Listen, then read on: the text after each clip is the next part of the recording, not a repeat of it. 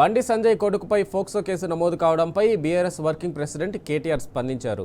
మనమంతా ఎలాంటి భయానక అమానుష పరిస్థితుల్లో జీవిస్తున్నామని కేటీఆర్ ప్రశ్నించారు. 17 ఏళ్ల అత్యాచార బాధితురాలు ఆమె కుటుంబం ఎఫ్ఐఆర్ నమోదు చేయించుకోవడానికి 3 నెలలకు పైగా ఎందుకు పోరాడాలన్నారు. బాధితురాలు ఆమె కుటుంబాన్ని ఎందుకు నేరస్తుల్లా వేధిస్తున్నారని నిలదీశారు. ప్రతి ఇతర ఫోక్సో కేసులో ఎలా కేసు నమోదు చేసి దర్యాప్తు చేస్తారో అదేవిధంగా కేంద్ర హోంశాఖ సహాయ మంత్రి బండి సంజయ్ కుమారుడిపై ఎందుకు కేసు నమోదు చేసి విచారణ చేయడం లేదన్నారు.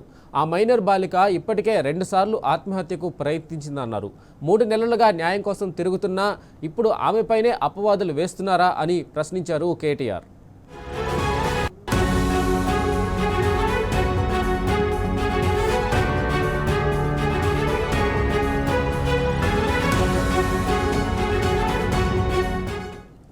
ఏ చట్టం ప్రకారం తెలంగాణ పోలీసులు ఓ మైనర్ బాలికపై హనీ ట్రాప్, ఎక్స్టార్షన్ కేసులు నమోదు చేశారని ప్రశ్నించారు కేటీఆర్. ప్రధానమంత్రి నరేంద్ర మోడీ బేటీ బచావో కేవలం నినాదమేనా అని నిలదీశారు. కేంద్ర మంత్రి బండి సంజయ్ కుమారుడిపై ప్రధాని మోడీ ఎలాంటి చర్య తీసుకోబోతున్నారని ప్రశ్నించారు. అతనికి ప్రత్యేక మినహాయింపా అన్నారు. బండి సంజయ్ ఎప్పుడు రాజీనామా చేస్తారని లేదా కేంద్ర మంత్రివర్గం నుంచి ఎప్పుడు తొలగించబడతారని ధ్వజమెత్తారు కేటీఆర్.